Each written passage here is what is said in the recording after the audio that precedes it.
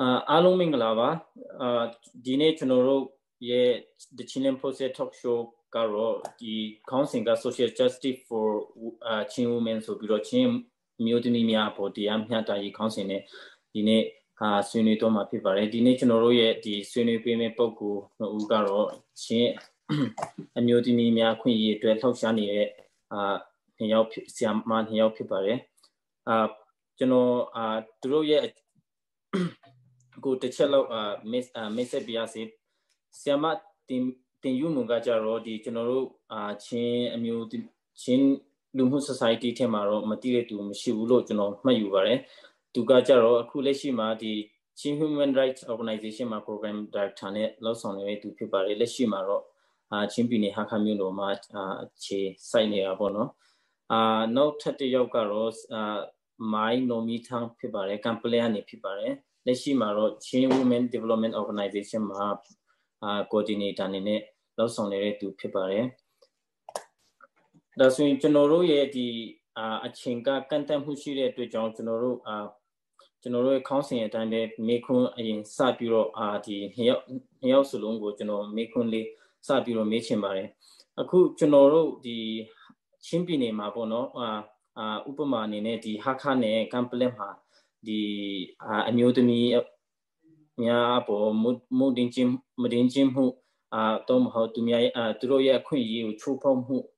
တွေရှိနေလို့ကျွန်တော်တို့ကြားနေရတယ်အဲ့ဒီအပေါ်မှာလက်ရှိဖြစ်နေတဲ့ update တွေများဆရာမတင်ယူမွန်ကနေစပြီးတော့ပြောပြလို့ရမလားဟုတ်ကဲ့ပါကျမတို့အခုလက်တလောလူအများကလည်းစိတ်ဝင်စားနေကြတဲ့ဒီဟာခကဒီတိတ်ငင်မတိမ်မှုပေါ့နော်တိတ်ငင်မတိမ်မှုတစ်ခုကတော့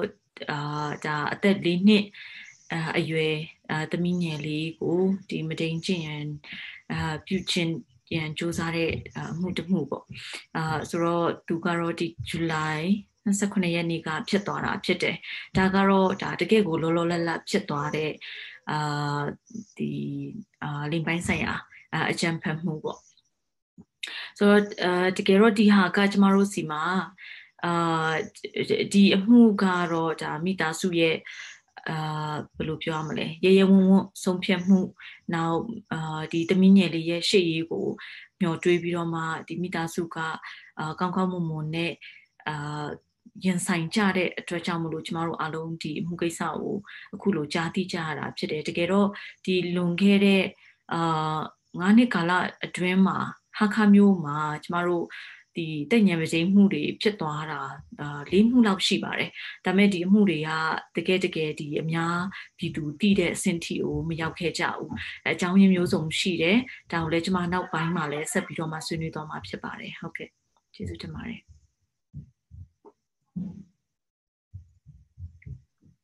ဟုတ်ကဲ့ဒါဆိုရင်အဲ့ဒီဆက်ပြီးတော့ကျွန်တော်တို့ဒီခုနဟာခမြို့ပေါ်မှာဖြစ်ပွားနေတဲ့ဒီအခြေအနေကိုဆရာမမိုင်တင်ယူမွန်ကပြောပြပေးတဲ့အတွက်ကျေးဇူးတင်ပါတယ်ဒါဆိုရင်ကျွန်တော်တို့ဒီချင်းပြည်နယ်တပြည်နယ်လုံးဟာဖြစ်နေတဲ့ဒီမုဒိန်းခြင်းမှုတော့မဟုတ်အမျိုးသမီးများပေါ်ခွင့်ရေးချိုးဖောက်မှုနဲ့ဆက်ဆက်ပြီးတော့ဒီကမ်ပလဲအခြေအနေလေးကိုပြောပြပေးပါလားဆရာမနော်ဟုတ်ကဲ့ကျေးဇူးတင်ပါတယ်ကျမတို့ဒီ COVID ကာလမှာပေါ့နော်အမျိုးသမီးတွေနဲ့ဒီကလေးသူငယ်တွေအပေါ်မှာအကြမ်းဖက်တဲ့ကိစ္စတွေအကြမ်းဖက်တဲ့အမှုတွေကပိုပြီးမှများလာတာကိုလည်းကျမတို့တစ်ဖက်မှာပေါ့နော်နေရာတကာမှာသတိထားမိတယ်လက်ရှိမှာကျမတို့ဒေတာကမ်ပလက်မှာဖြစ်နေတဲ့ဟာကလွန်ခဲ့တဲ့တစ်လကျော်လောက်ကပဲအသက် 18 နှစ်အောက်မိန်းကလေးတစ်ယောက်ကိုအလိုမတူဘဲနဲ့အာဓမ္မပြုကျင့်တဲ့အမှုတစ်ခုဖြစ်ခဲ့တယ်အဲ့ဒီအမှုကိုကာယကံရှင်ဘက်ကနေပြီးမှမကျေနပ်ဘူးပေါ့နော်မကျေနပ်ဘူးရဲစခန်းမှာအမှုဖွင့်တဲ့အတွက်ကြောင့်ကျမတို့စီကိုလည်းပဲရဲစခန်းမှာအမှုဖွင့်တဲ့အချိန်မှာမိတ္တူပေါ့နော်ရဲစခန်းမှာအမှုဖွင့်တဲ့မိတ္တူကိုကျမတို့စီကိုလာပို့တယ်အဲ့ဒီကနေပဲကျမတို့ကလည်းသိရှိတဲ့အတွက်ကြောင့်လက်ရှိအခြေအနေမှာအဲ့ဒီအလိုမတူအာဓမ္မပြုကျင့်မှုကိစ္စကိုအမှန်တရားပေါ်ပေါက်လာဖို့ရန်အတွက်တရားဥပဒေအတိုင်းဆောင်ရွက်ဖို့တရားမျှတမှုတွေရှိဖို့ရန်အတွက်ကျမတို့အဖွဲ့အစည်းနဲ့အရပ်ဖက်အဖွဲ့အစည်းတွေကပေါ့နော်လူမှုအဖွဲ့အစည်းတွေကလက်ရှိမှာဆိုရင်တော့တွန်းအားပေးနေတဲ့ဟာမျိုးဖြစ်ပါတယ်ဟုတ် Okay, chỉ thêm mà xem mà. Là suy cho nó xét xét biro ấy thì complex case của về cho nó xét xét biro mấy chừng mà thì complex mà people ấy thì amiu tự mình nghe vào nó tất sẽ còn nên lâu xí điều của ye tan ne yok ka thì cho nó giá trị từ lâu xí alu thì mà đến trên khai rồi cho nó thì ấy thì case của mà aku thì trên này cả bao xí này bị level เนาะဒီတရားဆွေးတာတွေဘာတွေရှိလားဟောဘူးဆိုရင်ကျွန်တော်တို့ကြားတည်တယ်လို့ဆိုရင်တကယ်ကရေးသားဆိုရင်သူတို့ရေးရနေပဲဖန်ပြီးတော့တရားစီစဉ်ရမယ်ပေါ့နော်တကယ်လို့အရာရှိများဖြစ်ခဲ့ရင်ဒီတရားရုံးရဲ့ယာမန်6မင်းတွေလိုအပ်တယ်လို့ကျွန်တော်တို့သိရတယ်အဲ့ဒီ process လေးကိုကျွန်မရှင်းပြပေးလို့ရမလားဟုတ်ကဲ့ကျမတို့တီးရတဲ့လောက်ကတော့ခုနဆရာပြောတာကတော့ရဲသား2ယောက်လို့ပြောတယ်ပေါ့နော်ဆိုတော့ကျမတို့တီးရတာကတော့1ယောက်ပါရဲတပ်သား1ယောက်ကနေပြီးမှအာဓမပြုခြင်းတဲ့အတွက်ကြောင့်ကျမတို့စီကိုအမှုလာတင်တဲ့ချိန်မှာအစကတော့ဒီစက်တင်ဘာ12ရက်အောက်တိုဘာ12ရက်နေ့မှာပေါ့နော် sorry 12ရက်နေ့ပါ12ရက်နေ့ညမှာကာယကံရှင်ဖက်ကနေပြီးမှတရားရုံးမှာသွားပြီးမှအမှုဖွင့်ပါတယ်အမှုဖွင့်တဲ့ချိန်မှာတရားဒီစခန်းကနေပြီးမှနံပါတ်1အချက်ကာယကံရှင်ကိုယ်တိုင်ကအမှုဖွင့်တာမဟုတ်တဲ့အတွက်ကြောင့်အမှုမဖွင့်ပေးနိုင်ဘူးပေါ့နော်နံပါတ်2အချက်ကအမှုတိုင်တန်းချက်ကမပြည့်စုံပါဘူးဆိုတဲ့အကြောင်းပြချက်2ခုနဲ့ကျမတို့12ရက်နေ့ညမှာအမှုသွားဖွင့်တာကိုတော့ရဲရနေပြီးမှအမှုမဖွင့်ပေးဘူးပေါ့နော်အမှုမဖွင့်ပေးဘူးတို့ပေမဲ့လည်းကျမတို့စီကိုစခန်းမှာသွားပို့တဲ့ဟာကမိတူကကျမတို့စီရောက်နေတယ်အဲ့လိုပဲကျမတို့မြို့နယ်မှာဆိုရင် TCRC ပေါ့နော်မြို့နယ်ကလေးသူငယ်အခွင့်အရေးကာကွယ်စောင့်ရှောက်ရေးကော်မတီဆိုတာရှိပါတယ်ဆိုတော့ဒီကော်မတီကိုလည်းပဲခုနပြောတဲ့ yes ခမ်းမှာသွားတိုင်ချက်စပြီးမှတိုင်ချက်ဖွင့်တဲ့ဟာပေါ့နော်မိတူသွားပို့ပါတယ်နောက်တစ်ခုကတော့လူမှုဝန်ထမ်းကိုလည်းပဲအသက်16နှစ်အောက်ဖြစ်တဲ့အတွက်ကြောင့်မိတူသွားပို့ပါတယ်ဆိုတော့မိတူသွားပို့တဲ့အချိန်မှာမိတူသွားပို့တော့ TCRC ခုနပြောတဲ့မြို့နယ်ကလေးသူငယ်ကော်မတီကနေပြီးမှအစည်းအဝေးခေါ်ပါတယ်အဲ့ဒီအစည်းအဝေးမှာကျမတို့ရဲဖက်ကလည်းပါတယ်တချို့ဌာနဆိုင်ရာတွေလည်းပါတယ်ကျမတို့ကတော့ဒီအရက်ဖက်ဖွဲ့စည်းအနေနဲ့ပါတာပေါ့နော်အဲ့ဒီအချိန်မှာပဲကျမတို့တရားဒီစခန်းကိုလည်းပဲအမှုဖွင့်ပေးဖို့ထပ်ပြီးမှကျမတို့ဖိအားပေးပါတယ်ဘာဖြစ်လို့လဲဆိုတော့ကျမတို့လေ့လာသိရှိရတဲ့လောက်ဆိုရင်16နှစ်အောက်ကလေးဖြစ်ရင်တွေ့တဲ့သူကမြင်တဲ့သူကကြားတဲ့သူကမိဘကတော့၎င်းဘေးလူကတော့၎င်းအမှုဖွင့်ပေးလို့ရပါတယ်ဒီအချက်ပေါ့နော်နောက်တစ်ခုကတော့ yes can ဆိုတာကဘာပဲဖြစ်ဖြစ်ကောင်းစဉ်ကိုကကုညီပါရစေလေအဲ့တော့သူတို့ဒီတိုင်ချက်ဖွင့်ဖို့ရအတွက်အချက်လက်ပြည့်စုံတယ်မပြည့်စုံဘူးဆိုတာကိုအကြောင်းပြပြီးမှအမှုမဖွင့်ပေးတာမျိုးကိုမလုပ်သင့်ဘူးဆိုတဲ့ဟာကိုကျမတို့အဲ့ဒီမြို့နယ်အစည်းဒီကလေးသူငယ်အစည်းအဝေးမှာပဲကျမတို့ပြောပါတယ်အဲ့လိုပဲကျမတို့နောက်ဆုံးတော့စခန်းကနေပြီးမှအဲ့ဒီနောက်နေ့မှာပေါ့နော်အမှုဖွင့်ပေးပါတယ်အမှုဖွင့်ပေးပြီးမှ2ရက်လောက်အကြာမှာပဲရဲကနေပြီးမှကျမတို့အရက်ဖက်အဖွဲ့အစည်းတွေကိုအစည်းအဝေးဖိတ်ပါတယ်အစည်းအဝေးဖိတ်ပြီးမှသူ့ရဲ့ဆောင်ရွက်ချက်တွေကိုပေါ်ပြီးမှရှင်းလင်းပေးတယ်ပေါ့နော်အဲ့လိုအရက်ဖက်ဖွဲ့စည်းတွေကိုခေါ်တယ်ဆိုတာကလည်းပဲကျမတို့ complaint မှာရှိတဲ့အရက်ဖက်လူမှုအဖွဲ့အစည်းတွေကနေပြီးမှ statement တစ်စောင်ထုတ်ပါတယ်အဲ့ဒီ statement ကကြတော့ဒီအသက်မပြည့်သေးတဲ့ကလေးသူငယ်ပေါ်မှာလိင်ပိုင်းဆိုင်ရာအကြမ်းဖက်မှုကိစ္စကိုတရားမျှတမှုရှိအောင်ဆောင်ရွက်ပေးပါပေါ့နော်ဆောင်ရွက်ပေးစီခြင်းနဲ့အရက်ဖက်ဖွဲ့စည်းတွေနဲ့တောက်လျှောက်ဒီဖြစ်စဉ်ကြီးကိုကျမတို့စောင့်ကြည့်နေပါမယ်ဆိုတဲ့ statement ကိုကျမတို့ထုတ်တဲ့အတွက်ကြောင့်ရဲကကျမတို့အရက်ဖက်ဖွဲ့စည်းတွေကိုဖိတ်ပြီးမှလက်ရှိမှာဒီဆွဆွဲခံရတဲ့သူပေါ့နော်ဂျူးလန်တဲ့သူကိုချုပ်ထားပါတယ်အမှုဖွင့်ထားတဲ့အတွက်ချုပ်ထားပါတယ်နောက်တစ်ခုကခုနပြောတဲ့ဟာတွေစစ်ဆေးချက်တွေပေါ့နော်တက်တေစစ်ဆေးချက်တွေကိုစေးစာတွေယူတယ်တက်တေပစ္စည်းတွေကိုဓာတုပေဒရုံးကိုပို့နေပါတယ်ဆိုတဲ့ဟာမျိုးကိုကျွန်တော်တို့ကိုရှင်းလင်းတယ်နောက်တစ်ခုကတော့ဒီလကုံလောက်မှာကလေးသူငယ်အမှုဖြစ်တဲ့အတွက်ကြောင့်ဒါခရိုင်ကိုလွှဲရမယ်ဟာပေါ့နော်အဲ့တော့ခရိုင်ကိုခရိုင်တရားရုံးကိုဒီလကုံမှာပဲလွှဲပေးနိုင်မယ်ဆိုတဲ့ update ကိုကျွန်တော်တို့ပေးပါတယ် Okay, JU Timbaresima. That's why the general the Haka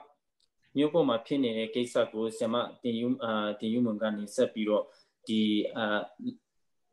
Asway, Kesaka Baloti,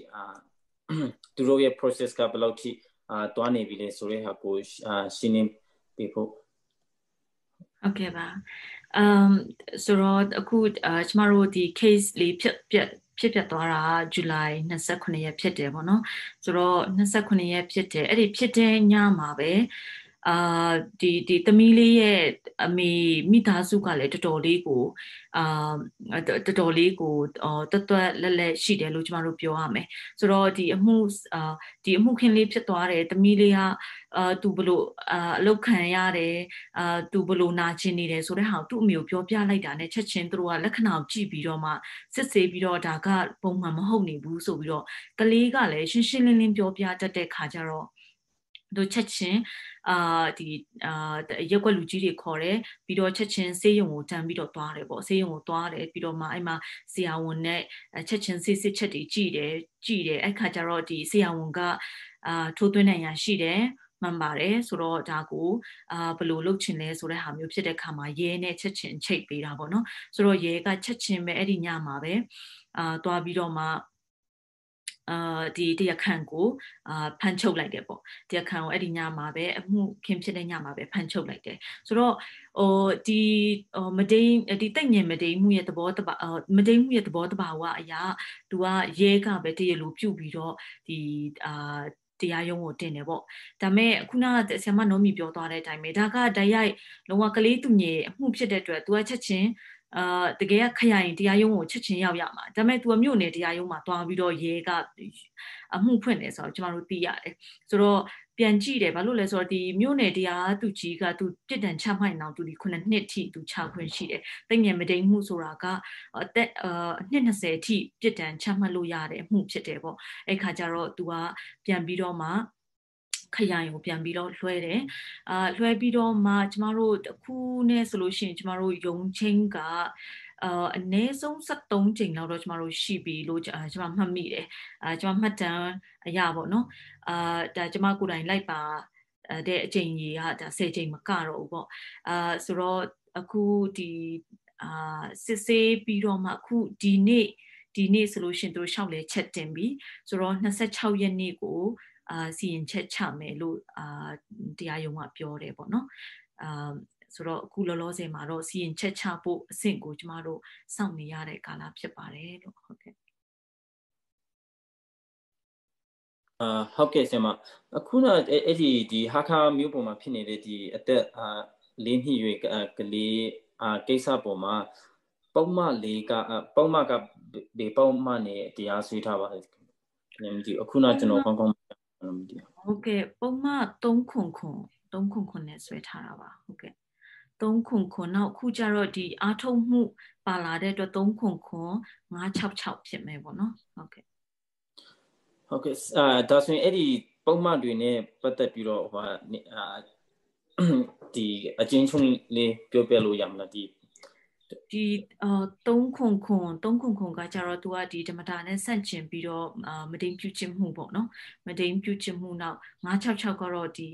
ပြစ်မှုကိုကျူးလွန်ရအားထုတ်မှုပေါ့ तू ကဒီဖြစ်မဒိန်မှုရဲ့သဘောတဘာဝအရာ तू ဒီဘယ်လိုပြောရမလဲ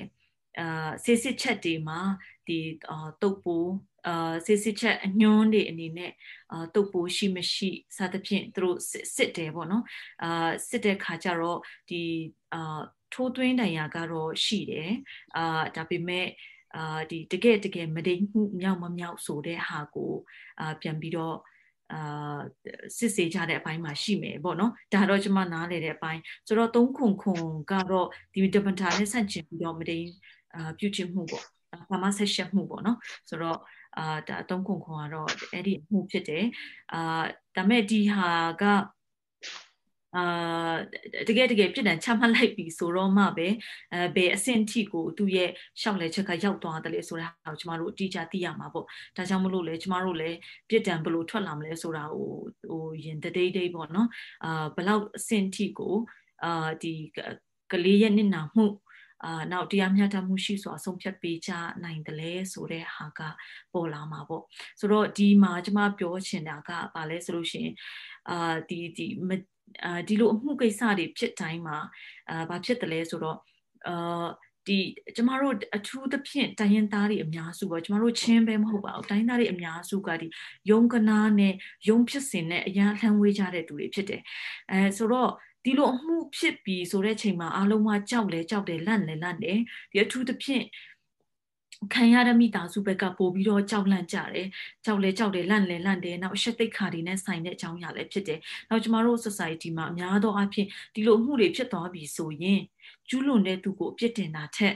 ခံလိုက်ရတဲ့သူကိုအပြစ်တင်တာပိုများတယ်ဘာဖြစ်လို့အဲ့လိုဖြစ်တဲ့အဆင့်ထိရောက်အောင်သွားတာလဲဆိုတဲ့ဟာမျိုးနောက်အခုဆိုလို့ရှိရင်လည်းကျမတို့ငဖဲမြို့နယ်မှာเนาะကျမတို့အရှူချင်းညီမလေးတယောက်73နှစ်အမျိုးသမီးလေးဒီလိုပဲမတိန်ပြုချင်ခံရတယ်ပြုချင်တဲ့သူကလည်းဖုန်ကြီးဖြစ်တယ်ဆိုတော့ဒီတရွာလုံးကဒီကလေးမလေးကိုကျမတို့အခုထက်ထိကြားသိရတာတရွာလုံးကဒီကလေးမလေးကိုဘာဖြစ်လို့အနေအထိုင်မတက်တာလဲဖုန်ကြီးစီကိုဘာလို့တယောက်ထဲသွားတာလဲဆိုတဲ့ဟာမျိုးပေါ့ဆိုတော့ဒီတကယ်ဖြစ်တဲ့အကြောင်းရင်းတွေနဲ့ကျူးလွန်တဲ့သူကိုစဉ်းစားပြီးတော့မှအပြစ်တင်မဲ့အစားခံရတဲ့သူကိုပြစ်ဖို့လိုက်တာဥမာကလေးငယ်တွေဆိုလို့ရှိရင်သူမိဘကမထိန်ဘူးလားမိဘကဘာလို့လွတ်ပေးတာလဲစသဖြင့်ပေါ့အဲ့လိုမျိုးဟာတွေအများကြီးကလည်းရှိတဲ့ခါကျတော့အဲ့ဒီလိုဖိအားတွေနောက်တစ်ဖက်မှာကျမဆိုလို့ရှိရင်တချို့လူငယ်ခေါင်းဆောင်တွေဆိုလို့ရှိရင်ကျမစကားပြောပြီးတော့အယံကိုအားတင်ရတာဗာလဲဆိုတော့သူတို့ဝင်မပါချင်ဘူးဝင်မရှုပ်ချင်ဘူးဒီလိုကိစ္စမှာကလေးရဲ့ပြောတဲ့စကားကလည်းတကယ်ရောမှန်ရဲ့လားဆိုတာကျွန်တော်တို့ဘယ်လိုအာမခံမလဲဆိုတော့မေခွန်းတွေပြန်ထုတ်တဲ့ဟာတွေလည်းရှိတော့ကျမတကယ်ကိုပါဇက်အဟောင်းသားဖြစ်ခဲ့ရတဲ့အချိန်ပေါင်းမနေပါဘူးဒီ case လေးကိုကျမ like ပြီးတော့မှအနိကကြည့်ရှုပေးတဲ့အခါမှာပေါ့နော်ဆိုတော့အဲ့ဒီလိုဖြစ်တဲ့ကြားမှာတစ်ဖက်မှာလည်းယုံကနာကဆိုတော့နှစ်ခေါက်လောက်သူတို့ရဲစခန်းကိုတွားပြီးတော့မှဒီသမီးလေးရဲ့အမေမိသားစုကတွားပြီးတော့နောက်တစ်ဆင့်ဘယ်လိုဖြစ်မှာလဲဘယ်လိုဖြစ်လာမှာလဲဆိုပြီးတော့တွားမိတဲ့ချိန်မှာများသောအားဖြင့်ကလိုအပ်တဲ့ခါကျဖုန်းဆက်လိုက်မယ်တွားပြန်ပြီးတော့အိမ်မှာပဲထိုင်ဆောင်နေလိုက်ဆိုတဲ့ဟာမျိုးနဲ့ဆိုတော့တကယ်ခံရတဲ့ကာယကံရှင်ကသူတကယ်သိချင်တဲ့ဒီ process ကဘယ်လိုသွားမှာလဲဆိုတာကလုံးဝအစိမ့်သက်သက်ဖြစ်နေတဲ့ဒီကျမတို့လိုစီမှာပို့ဆိုးတာကဘာသာစကားနဲ့လည်းအခက်ခဲရှိတယ်။သွားတဲ့ခါကျဗမာလိုပြောရတယ်ဆိုရတယ်ဆိုတဲ့ချိန်မှာစင်ခေါ်မှုတွေအများကြီးရှိတယ်ပေါ့နော်။ဆိုတော့ဒီလိုအကြောင်းအရာတွေကြားထဲမှာတော်တော်လေးကိုတက်တည်ယူပြီးတော့ဒါရင်ဆိုင်ခဲ့ကြတာမျိုးဖြစ်တယ်ပေါ့။ဟုတ်ကဲ့အဲ့ဒီကိစ္စကိုကျွန်တော်တို့ဒီနောက်ဒီမေခွန်းမှာပြန်ပြီးတော့မင်းနိုင်မယ်ဒါဆိုရင်ကျွန်တော်အခုနကြားတဲ့အတိုင်းကြားတိတလို့ဆိုရင်ဆရာမပြောတာယုံချင်းက73ချိန်လောက်ရှိနေပြီလို့ကျွန်တော်ကြားတိရဒါဆိုရင်ဒီကိစ္စဆိုတာကျွန်တော်တို့အပြင်ကနေကျွန်တော်တို့ဒီလေ့လာမိတလို့ဆိုရင်ဒါလွယ်လေးပေါ့နော်လွယ်လေးဆိုတာဒီသူ့ရဲ့ process အရဆိုရင်အဲ့လောက်တောင်ယုံချင်းစရာမလိုဘဲနဲ့ဆုံးဖြတ်လို့ရတဲ့အခြေအနေလို့ကျွန်တော်တို့တချို့သူတွေကcomment ပေးတာတွေရှိတယ်ဒီအပေါ်မှာဘာဖြစ်လို့ဒီလောက်တောင်ယုံချင်းပြီးတော့အခုအထိတောင်ဒီမချနိုင်တဲ့သူ့ရဲ့ process ပေါ်မှာဆရာမအနေနဲ့ဘယ်လိုမှတ်ချက်တွေပေးချင်လဲဟုတ်ကဲ့တကယ်တော့ဒီလိုတိတ်ငင်မတိမ်မှုမျိုးဆိုတာကဒါကျမတို့အနေနဲ့ဆိုရင်လည်းဒါချက်ချင်းပြီးသွားစေချင်တဲ့ဆန္ဒရှိကြတယ်ပေါ့နော်အားလုံးမှာဒါပေမဲ့လည်းကျမတို့မြန်မာနိုင်ငံရဲ့တရားဥပဒေလမ်းကြောင်းကိုကဒီဥပဒေ process အရသွားမယ်ဆိုရင်ဒီအမှုမှာပဲမဟုတ်တခြားအမှုတွေမှာလည်းကျမတို့ရှိမှတခြားအမှုတွေလည်းရှိတယ်ဆိုတော့ကျမတို့ ਨੇ ယုံချင်းတိုင်းတွေ့ကြတယ်ပေါ့နော်တွေ့ပြီးတော့မိတ်ဆွေတွေတောင်ဖြစ်နေပြီပေါ့ဆိုတော့ပြောချင်တာကဒီကျမတို့ရဲ့ legal procedure ကိုကဒီလိုဖြစ်နေတာတအားကိုရှေ့ကြတဲ့ဟာပေါ့နော်ဆိုတော့ဒီ case လေးကလာမယ့်26ရက်ဆိုလို့ရှိရင် July August September October 3 လတိတိပြေဖို့တရက်အလိုမှာစီရင်ချက်ချမှာဒါဒီတခြားသောတိတ်ငင်မတိမ်မှုတွေတခြားသောမတိမ်မှုတွေနဲ့ရှင်လိုက်လို့ရှင်တော်တော်ကိုမြန်တဲ့ procedure လို့ကျမတို့ပြောရမယ်ဆိုတော့ဒီ73ချိန်လောက်ယုံချင်းရတဲ့ကိစ္စကတော့ဒီကြားထဲမှာ3ချိန်လောက်ကတရားခံဘက်ကရှိနေစေယုံတက်ရတာတို့နေမကောင်းတာတို့ခွင့်ယူတဲ့အချိန်တွေရှိတယ်။နောက်တစ်ဖက်မှာလည်းဒီကျမတို့အစိုးရဘက်ကပေးတဲ့ဥပဒေအရာရှိ ရဲ့တခြားအလုပ်တွေနဲ့တိုက်ဆိုင်သွားလို့တစ်ချိန်ကျွန်မမမိတာတစ်ချိန်ကိုပြန်ပြီးတော့နောက်ဆုတ်ရတာမျိုးရှိတယ်ပေါ့နော်ဆိုတော့၄ချိန်လောက်ကတော့ဒါခုနလိုမျိုးနှစ်ဖက်ကတစ်ဖက်ကရှိနေအဆင်မပြေတဲ့ဟာကြောင့်အဓိကဖြစ်ရတာပေါ့ဆိုတော့အဲ့ဒီကြောင့်လေးတွေကြောင့်ဒီလောက်ကြန့်ကြာသွားတာတော့ဖြစ်တယ်ပေါ့ဆိုတော့ဥမာဒီတနိုင်ငံလုံးကျမတို့တီးကြတဲ့ Victoria လေးရဲ့အမှုဆိုလို့ရှိရင်ဒါနှစ်နဲ့တောင်ချီသွားပြီးတော့တရားခံတောင်ပြန်ပြောက်သွားမယ်ပုံစံမျိုးဖြစ်တယ်ဆိုတော့တခြားမှုတွေနဲ့နှိုင်းရှင်တော့ဒီအမှုလေးမှာကင်တွယ်တဲ့ပုံစံလေးကိုကျမတို့ကတော့အားမရတဲ့အပိုင်းမှာရဲလှုပ်ဆောင်ချက်တွေမှာအားမရတဲ့အပိုင်းတွေရှိပေမဲ့တချို့သတင်းချက်လက်စီးဆင်းမှုတွေမှာအားမရတဲ့အပိုင်းတွေရှိပေမဲ့အခုလိုမျိုးလင်းလင်းမြန်မြန်လှုပ်ဆောင်တဲ့အပေါ်မှာတော့နည်းနည်းလေးပို့ပြီးတော့မှအားရမိတဲ့အပိုင်းမှာတော့ရှိတယ်ပေါ့နော်ပြီးတော့နောက်တစ်ဖက်ကဒီတက်ငယ်မတိမှုကင်တွယ်တဲ့တရားသူကြီးတွေလည်းပဲအမျိုးသမီးဖြစ်နေတယ်အတွက်တော့ကျမတို့မှာပို့ပြီးတော့အားရှိတယ်လို့ခံစားရတယ်ဒီတရားခွင်ရောက်သွားရင်တောင်မှဒီမတိမ်မှုအကြောင်းကိုပြောချဆိုချဆွေးနွေးကြတဲ့အချိန်မှာအမျိုးသားအခုတောင်မှရှိနေတယ်အမျိုးသားဖြစ်နေတာတောင်မှကျမတို့တွေတောင်ဒါကျမဆိုဒီလိုအမှုကလေးအမှုပေါင်းများစွာကျမတို့နားထောင်လာတာဒါပေမဲ့တကယ်တရားခွင်မှာထိုင်ပြီးတော့ဒီအမှုကိစ္စကိုပြောကြပြီဆိုရင်ဒီကင်တွယ်နေတဲ့သူတွေအမျိုးသားတွေဖြစ်တဲ့ခါမှာစကားပြောရဆိုရတာနားထောင်ရတာကိုကျမတို့အဆင်မပြေမှုတွေအများကြီးရှိတယ်ဒါပေမဲ့ဒီတစ်ချိန်မှာဒီတရားသူကြီးကိုကူညီပေးနေတဲ့စကားပြန်ဆရာမလေးကလည်းအမျိုးသမီးဖြစ်နေတဲ့အတွက်တော့ကျမတို့အတွက်ဒီအမှုလေးမှာတော့တခြားမှုတွေတော်အများကြီးအားရှိတာလည်းရှိပါတယ်ဟုတ်ကဲ့ဒါဆိုရင်ကျွန်တော်တို့ဒီဆရာမနိုမီကိုကျွန်တော်မေးချင်ပါတယ်အခုဒီချင်းပြည်နယ်မှာပေါ့နော်ကျွန်တော်တို့အခုလက်ရှိ case ကတော့ complaint နဲ့ဟာခါဆိုတော့ဒီ case တွေမှာကျွန်တော်တို့ချင်းပြည်နယ်ဆိုရနဲ့ဒီဗာလဲတရားရုံးကဒီသူတို့ဒီ handling လုပ်တဲ့ပုံမှာပေါ့နော်သူတို့ဖြည့်ရှင်းတဲ့ process အပေါ်မှာကျွန်တော်တို့ဆရာမကဘလောက်ထိအားရမှုရှိတယ်သ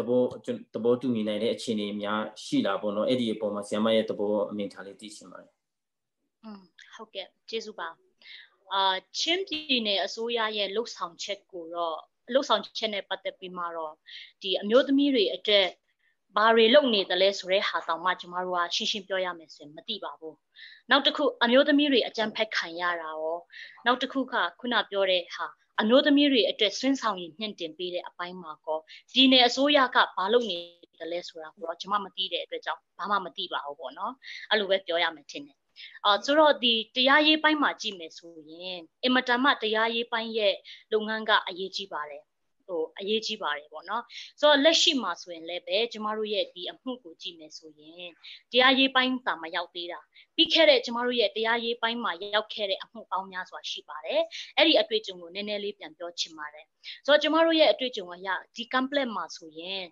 အခုတော့မရှိတော့ဘူးအဲ့ဒီတရားသူကြီးကပြောင်းသွားပါပြီဆိုတော့ရုံးချင်းတစ်ခုကိုအမှုတစ်ခုအတွက်ရုံးချင်းကို30ကျော်40လောက်ကိုပေးပါတယ်နောက်တစ်ခုအမှုတစ်ခုက9မှု10မှုအဲ့လိုမျိုးကြပါတယ်နောက်တစ်ခုကတော့တရားရုံးသွားတဲ့အချိန်မှာအများတိုင်းရက်ရွှေ့တယ်ပေါ့နော်ရက်ရွှေ့တယ်ဆိုတာကလည်းပဲကျမတို့ကကြိုတင်ပြီးမှမသိနိုင်ပါဘူးတရားရုံးသွားတယ်တရားခွင်ကို10နာရီရောက်ရမယ်ဆိုတဲ့ခါကျတော့ကျမတို့10နာရီရောက်ပါတယ်ဒါပေမဲ့တကယ်10နာရီကနေကျမတို့စောင့်နေတောက်လျှောက်စောင့်နေဘာမှမခေါ်ဘူးဘယ်သူမှလည်းမရှိဘူးပေါ့နော်တချို့ဒီတရားရင်ဆိုင်တဲ့သူတွေကတော့ရှိနေတယ်ဒါပေမဲ့တရားသူကြီးလည်းမတွေ့ရဘူးတခြားရုံးဝန်ထမ်းတွေကလည်းနဲတယ်ဆိုတော့ဘာမှသိပြီးမှမတွေ့ရတဲ့အပြင်2နာရီ3နာရီလောက်မှာပဲတရားသူကြီးမရှိဘူးဟာခါသွားတယ်မန္တလေးသွားတယ်စသဖြင့်ကျမတို့သိရတယ်ပေါ့နော်ဆိုတော့ဒီတရားရေးပိုင်းမှာဒီတရားခွင်မှာသွားတဲ့ချိန်မှာတော့ဒီကိစ္စတော့တော်တော်လေးကိုခက်ပါတယ်ဥပမာအဖြစ်ရုံးချင်းပြောင်းတယ်နောက်ရုံးချင်းပေးတယ်ဆိုရင်လည်းပဲ system အနေနဲ့အခုဆိုရင်တော့ဖုန်းလိုင်းတွေလည်း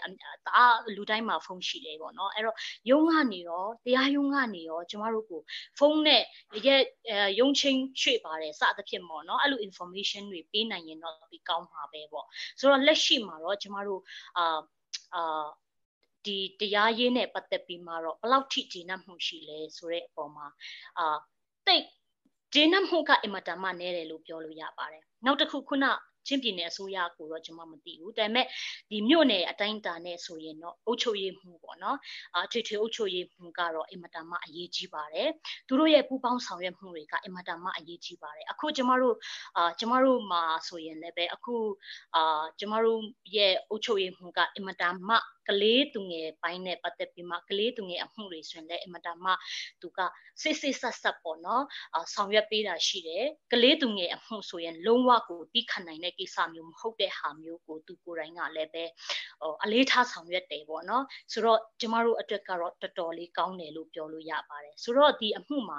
ဘာကွာလဲအုပ်ချုပ်ရေးကောင်းတာနဲ့မကောင်းတာနဲ့ပေါ့နော်သူတို့ကဒီကလေးသူငယ်ကိစ္စအမျိုးသမီးကိစ္စတွေကိုသူတို့ကစိတ်ဝင်စားတယ်အလေးပေးတာနဲ့မပေးတာနဲ့အင်မတန်မှကွာပါတယ်ဘာလို့လဲဆိုတော့ကျမတို့အရင်ပြောင်းသွားတဲ့အုပ်ချုပ်ရေးမှုတွေရဲ့လက်ထက်မှာကလေးသူငယ်အမှုတွေကလေးသူငယ်တွေအပေါ်မှာအကြမ်းဖက်တဲ့အမှုတွေမိန်းကလေးပေါ်မှာအကြမ်းဖက်တဲ့ကိစ္စတွေမရှိဘူးလားဆိုတော့မဟုတ်ဘူးရှိတယ်ဒါပေမဲ့အဲ့ဒီကိစ္စတွေကဘယ်သူမှမသိအောင်ပဲပျောက်သွားတဲ့ဟာမျိုးပေါ့နော်ပြီးသွားတဲ့ဟာမျိုးဖြစ်ပါတယ်ဆိုတော့အခုဒီကျမတို့ရဲ့အုပ်ချုပ်ရေးမှုလက်ထက်မှာဆိုရင်သူကိုယ်တိုင်ကခုနပြောသလိုပဲပေါ့နော်ဒီကလေးသူငယ်ကိစ္စတွေမှာအင်မတန်မှစိတ်အားထက်သန်ပြီးမှကာကွယ်ပေးတဲ့သူဖြစ်တဲ့အတွက်ကြောင့်သူ့လက်ထက်မှာဆိုရင်ကလေးသူငယ်အမှုနဲ့ပတ်သက်ပြီးမှဒီဘယ်လိုပြောမလဲစစ်စုဆောင်ရေးပေါ့နော်တက်စုဆောင်ရေးကိုရောက်သွားတဲ့ဟာမျိုးတွေယောက်ျားလေးတွေဆိုရင်လည်းပဲအဲ့လိုရောက်သွားတဲ့ကလေးတွေဆိုရင်လည်းပဲပြန်ပြီးမှကယ်ထုတ်နိုင်တဲ့ဟာတွေရှိတယ်နောက်တစ်ခုမိန်းကလေးနဲ့ပတ်သက်ပြီးမှအခုဆိုရင်လည်းပဲ session နှစ်အောက်ပေါ့နော်အတမပြုကျင့်တဲ့ကိစ္စမှာဆိုရင်လည်းပဲပြောရမယ်ဆိုရင်အုပ်ချုပ်ရေးပိုင်းကအင်မတန်မှအရေးကြီးတယ်သူကနေပြီးမှကမကထဆောင်ရွက်ပေးတဲ့အတွက်ကြောင့်ပေါ့နော်သူ့ရဲ့စေတနာတွေကြောင့်ကျမတို့အများကြီးအရက်ဖက်အဖွဲ့အစည်းတွေအတွက်လိုရကန်ရတဲ့အပိုင်းမှာတိုးတက်မှုတွေရှိတယ်နောက်တစ်ခုကတော့ပြီးခဲ့တဲ့အမှုတစ်ခုဆိုရင်လည်းပဲအသက်14နှစ်ပဲရှိသေးတယ်ဒါပေမဲ့အသက်54နှစ်အမျိုးသားအိမ်ထောင်ရှင်တယောက်နဲ့ဒလိထုံနှန်းအရာပေါ့နော်ပြန်ပေးစားတဲ့အမှုတစ်ခုရှိခဲ့တယ်အဲ့ဒီကလေးကိုလည်းပဲကျမတို့ရဲ့အုပ်ချုပ်ရေးပိုင်းရဲ့အကူအညီနဲ့ပဲပေါ့နော်ပြန်ပြီးမှကယ်ထုတ်နိုင်ခဲ့တဲ့အပိုင်းမှာရှိတယ်ဆိုတော့ဆရာမိခွန်းကိုကျွန်မပြန်ပြီးမှချုပ်ပါမယ်ချင်းပြည်နယ်အစိုးရအနေနဲ့ကလေးအမျိုးသမီးတွေအတွက်ဘာတွေလုပ်နေလဲကျွန်မမသိဘူးအကြမ်းဖက်မှုတွေအပေါ်မှာဆောင်ရွက်ချက်တွေလုံးဝမသိဘူးဆိုတော့အားရစရာလဲမသိတဲ့အတွက်အားရစရာလဲဘာမှမရှိဘူးလို့ပြောလို့ရပါတယ်တရားရေးပိုင်းကိုကြည့်မယ်ဆိုရင်လည်းပဲသိပြီးမှ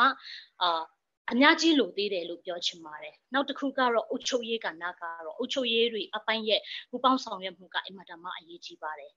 ဆိုတော့ဒါလေးကိုချုပ်ပြီးမှပေါ့နော်ပြန်ပြောချင်ပါတယ်ဟုတ်ကဲ့ကျေးဇူးတင်ပါတယ်ဆရာမဒါဆိုရင်ကျွန်တော်တို့ဒီအခု case ဖြစ်နေတဲ့ဟာကိုကျွန်တော်တို့ပြန်ပြီးတော့ကြည့်မယ်ဆိုရင်မိသားစုရဲ့ဒီပါဝင်ပူပေါင်းပါဝင်မှုကရန်ကြီးကြီးတယ်လို့ကျွန်တော်တို့မှတ်ယူတာပေါ့နော်ဒါဆိုရင်အခုလိုမျိုးဒီကံမကောင်းပေါ့နော်ဒီအခုလိုမျိုးခံနေရတဲ့မိသားစုတွေဖက်မှာအခုလိုမျိုးအမှုအမှန်ပေါ့နော်အမှန်တရားပေါ်လာဖို့အတွက်ဒီသူတို့မိသားစုကနေဘယ်လောက်ထိစ조사မှုတွေရှိတယ်သူတို့မှာဘာတွေအခက်အခဲတွေကြုံနေရလဲပေါ့နော်အဲ့ဒီကိစ္စကိုခြုံငုံပြီးတော့ဆရာမတို့နေရောက်တုံးတက်ပေးလို့ရမလားပထမအနေနဲ့ဆရာမတင်ယူဆွေးနွေးပေးဖို့ဟုတ်ကဲ့ဒီအထူးသဖြင့်ဒီဟာခါကအမှုမှာတော့ကျမတို့ကဒီမိသားစုဘက်ကရက်တည်ပေးမှုမှာအထူးသဖြင့်တော့ကလေးရဲ့အမေပေါ့နော်ကလေးရဲ့အမေဆိုတော့ဒီစဖြစ်တဲ့အချိန်မှာစဖြစ်ပြီးတော့တစ်ပတ်လောက်ကြာတဲ့အချိန်မှာသူတို့ဒီတရားခံဘက်က GA ပေးဖို့အတွက်တောင်းဆိုပြီးတော့မှလာရောက်ပြီးတော့မှGA ပေးဖို့တောင်းဆိုတဲ့ပုံစံမျိုးတွေရှိခဲ့တယ်ဆိုတော့အဲ့ဒီအချိန်မှာတချို့ဒီမိသားစုအတွင်းမှာလည်းidea မတူကြတဲ့ဟာတွေရှိခဲ့တယ်ပေါ့နော်ကျွန်မတီလီယာတလောက်ဆိုရင်ဒီအသက်ကြီးပိုင်းကတော့ဒါချင်းထုံးစံအတိုင်းပဲပြီးသွားတင်ပါတယ်ဆိုတဲ့ဟာမျိုးတွေလည်းရှိခဲ့တယ်ဒါပေမဲ့တကယ်ကဒါကဖြစ်တာနဲ့ချက်ချင်းရဲလဲရောက်သွားပြီဆိုတော့တကယ်တမ်းယမန်ယူပြီးနောက်ပိုင်းမှာတော့ကြေအေးလို့မရတော့ဘူးပေါ့လေဆိုတော့ဒါကြောင့်မလို့ ကျေးဇူးပြုပြီးတော့အမြန်ကြီးအေးပြီးလို့ရမလားဆိုတဲ့ဟာမျိုးချင်းကပ်တာမျိုးရှိခဲ့တယ်ဆိုတော့အဲ့အချိန်မှာသဘောထားမတိုက်ဆိုင်တာတွေလည်းမိသားစုတွင်မှာမတူညီကြတာရှိတယ်အထူးသဖြင့်တော့လူကြီးနဲ့လူငယ်ပိုင်းမှာကွဲကြတာပေါ့လူကြီးတွေကတော့ဒါရိုးရာဓလေ့ထုံးစံအတိုင်းပြီးသွားတာနောက်တစ်ခုကဒီခုနပြောလို့ပြီးတရားစီရင်ရေး process တွေကအရန်ကိုကြန့်ကြတယ်အလုပ်ကိုင်းလည်းပြတ်ကြတယ်စိတ်နှောက်ယှက်လည်းဖြစ်ရတယ်ဒီကြားထဲမှာစိတ်အားတွေလည်းညင်ရတယ်နောက်ယုံချင်းတစ်ခေါက်ကိုသွားတိုင်းဒီဟာတွေကိုအစကနေပြန်ပြီးတော့သတိရနေရတဲ့ဟာတွေကိုလည်းဒါမခံနိုင်ကြတာလည်းရှိမယ်ပေါ့ဆိုတော့အဲ့ဒါတွေကြောင့်မလို့ဒီခြေအေးခိုင်းတဲ့အတိုင်းပဲလိုက်လျော်လိုက်ဖို့ဆိုတဲ့စဉ်းစားခဲ့ကြတာတွေလည်းရှိတယ်ပေါ့ဒါပေမဲ့အထူးသဖြင့်တော့ကလေးရဲ့အမေပေါ့နော်သမီးလေးရဲ့အမေကအရန်ကိုစိတ်တကြံ့ခိုင်တဲ့သူဖြစ်တယ်လို့ကျွန်တော်ပြောရမယ်ဆိုတော့ဒီဟာဖြစ်သွားတဲ့အချိန်မှာသူသမီးတို့တရားမျှတမှုကိုပဲသူလိုချင်တယ်ကျန်တဲ့ဘာမှလာပြီးတော့ပေးချမဲ့အရာတွေကိုလည်းသူမလိုချင်ဘူးအဓိကသမီးငယ်လေးရဲ့ဒါအနာဂတ်အတွက်ကလေးကြီးလာတဲ့ခါကျရင်ဒီအကြောင်းအရာကိုသူသိရင်လည်းသိလာမှာသိလာဖို့ရခိုင်နှုန်းကပိုများတယ်သူသိလာခဲ့တယ်ဆိုလို့ရှိရင်သူတို့တရားမျှတမှုရရှိခဲ့ပါတယ်ဆိုတော့ဒီစိတ်ကြည်နပ်မှုနဲ့သူကြီးပြင်းစေခြင်းနဲ့အမှန်တိုင်းဖြစ်စေခြင်းနဲ့ဆိုပြီးတော့တေချာရက်တည်ခဲ့တယ်ပေါ့နော်ဆိုတော့တချို့ယုံချင်းတွေမှာသူတို့သားအမေ2ယောက်ပဲကလေးအမေနဲ့ကလေးလေးပဲသူတို့2ယောက်ပဲတွားပြီးတော့တွားခဲ့တဲ့ရက်တွေလည်းရှိတယ်ဆိုတော့မိသားစုရဲ့အားပေးမှုကိုကျမတို့ကြည့်ရမယ်ဆိုလို့ရှင်ဒါကတော့မိသားစုတွင်နောက်ရက်ွက်ရဲ့ဟာကိုပြန်ကြည့်မယ်ဆိုလို့ရှင်အစအပိုင်းမှာစဖြစ်ချင်းမှာတော့ရက်ွက်လူငယ်တွေကအားလုံးဝတက်ကြွနဲ့ဝင်ပြီးတော့လုပ်ပေးတာမျိုးရှိခဲ့ပေမဲ့2ပတ်လောက်ကြာတဲ့ချိန်မှာရက်ွက်လူငယ်တွေကလည်းပျောက်သွားတယ်သူတို့ဘာမှထပ်ပြီးတော့ဒီကိစ္စမှာဝင်ပါချင်တာမျိုးမရှိဘူးအလွယ်အမြန်ဆုံးပြောရမယ်ဆိုလို့ရှိရင်တော့ဒီကိစ္စမှာဝင်ပြီးတော့မှစိတ်ရှုပ်မခံကြဘူးပေါ့နော်စိတ်ရှုပ်မခံကြဘူးအလုပ်ကိုင်ပြတ်မခံကြဘူးဒီအပိုင်းတွေကိုကျမတို့တွေ့ရတယ်ဆိုတော့ကျမလည်း